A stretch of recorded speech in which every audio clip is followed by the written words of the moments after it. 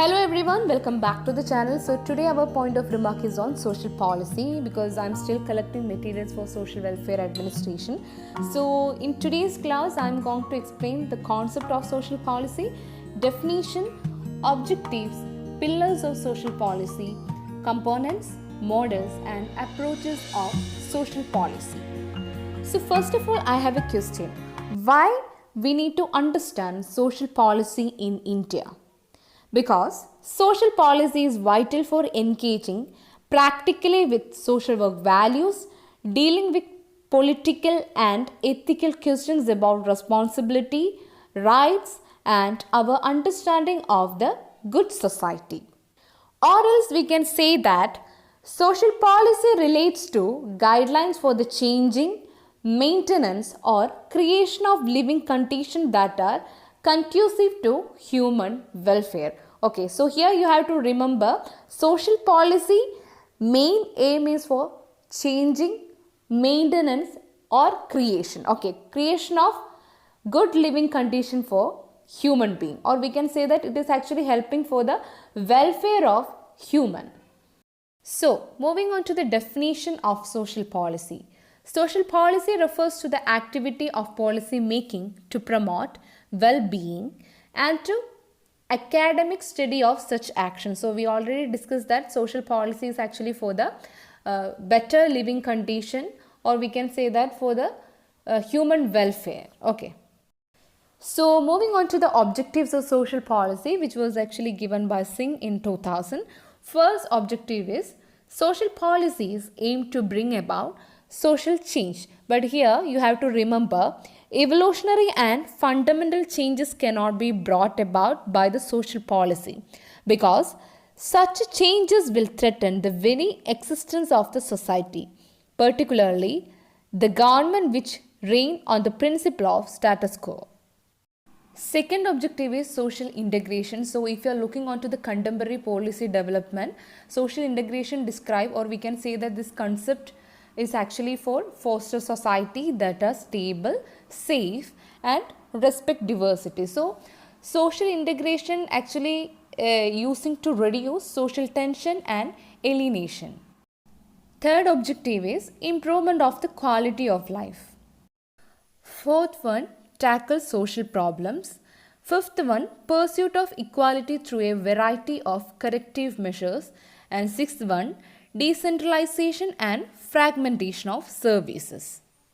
Now we can discuss about pillars of social policy. So the first pillar is considered as the safety net. So the safety net is actually like social assistance and in-kind service for the destitute. So the first pillar program seeks to protect citizens from circumstances that are so miserable as to threaten life itself or would be widely regarded as intolerable. Second one, lifestyle maintenance. So the second pillar is a mandatory contributory social insurance system that requires all eligible citizens to purchase a basic package of benefits such as insurance against unemployment. Third one is the income security system. So the income security system included those programs intended to protect or supplement the income of individuals and family. Okay. So some of these involve direct money transfer to those who meet specified criteria of eligibility. Okay. The fourth pillar is the healthcare system. So here the way in which government responds to popular demand for healthcare system. Okay. So the last pillar is considered as redistribution. Okay. So it is widely assumed that the welfare state involves some significant redistribution of income. Okay. So from whom? From those who can afford to pay to those who are in need. So we can take the example of tax system. Okay, so here what actually the government is doing, they are actually taking money from the people who can afford. Okay, so particularly through progressive income taxation. Okay, they are trying to use this redistribution system. So moving on to the components of social policy, first component is human security. Okay, so here human security means peaceful and mutually respectful society and with increased safety, security and freedom from fear in the home and public spaces. Second one, social integration, which we already discussed, and it is actually means inclusive and non-discriminatory society which represent group and individual rights, promote social justice, accept diversity, and build trust and communication between groups. So the third component is governance. Okay, through this component, which means governance components, they are actually trying for more effective, complementary, and transparent government structure which seeks to move decision making closer to people. Fourth component is secure and sustainable livelihood. So through this fourth component, that is secure and sustainable livelihood, they are actually trying to widen higher quality of livelihood and employment opportunity. Particularly, they are actually giving more opportunity for those who are disadvantaged in our society.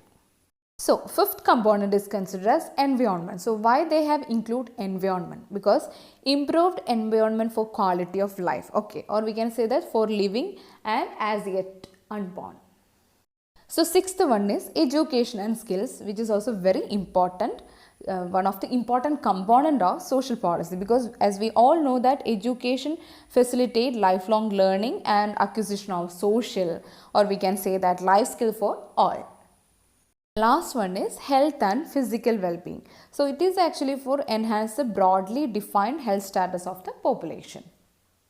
So moving on to the models of social policy. First one, residual welfare model. Okay, so here, or we can say that in this model, it is mainly based on the premises that there are two natural channels through which an individual's needs are properly met. Okay, first one, private market, and second one, family. So here their main emphasis on mean testing and less eligibility. Okay, so selectivity is inherent in such a policy frame, and only the poor who qualified means test are selected for benefits.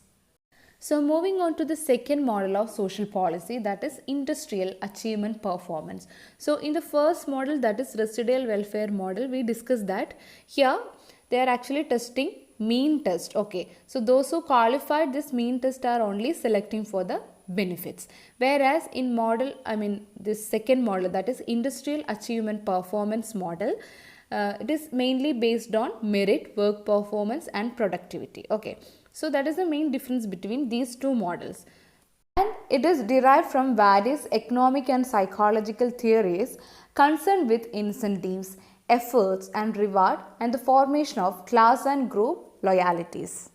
So moving on to the third model of social policy, that is the institutional redistributive model of social policy. So this is based on the moral concept of social justice, and this recognizes the right of the individual to obtain the basic social and welfare services. So the important point you should remember here, irrespective of anything, which means whether he is able to pay for them or not, individuals are able to obtain the basic social and welfare services.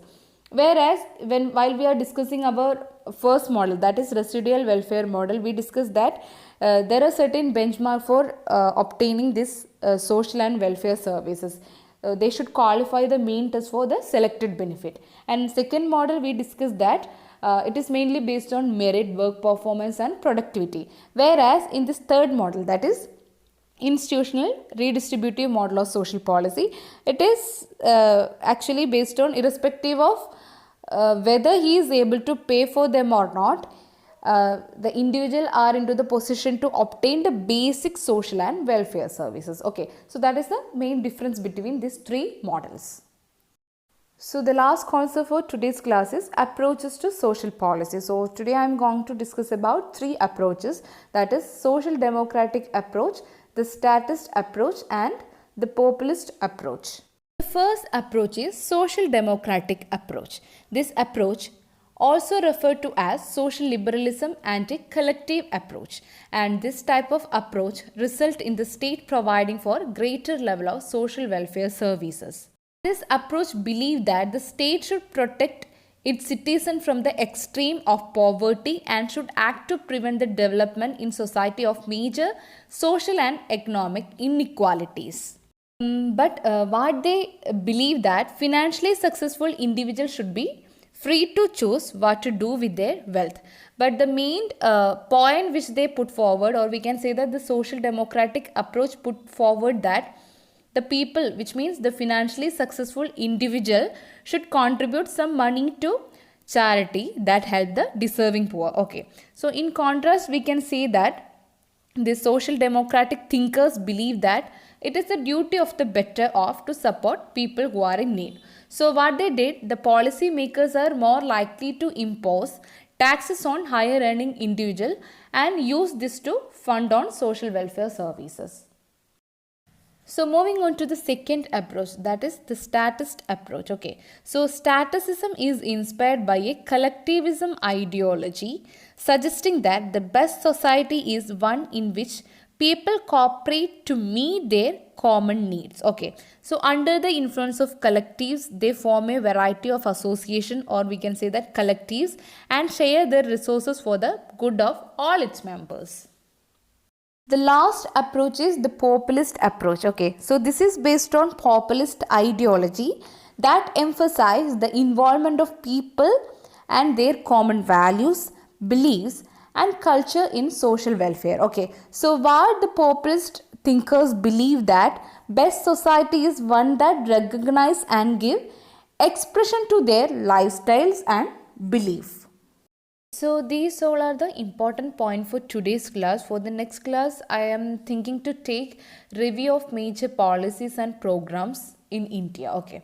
So thank you so much for watching my video. If you have any doubt, you can comment me below the video, or else you can mail me on this mail ID. Thank you.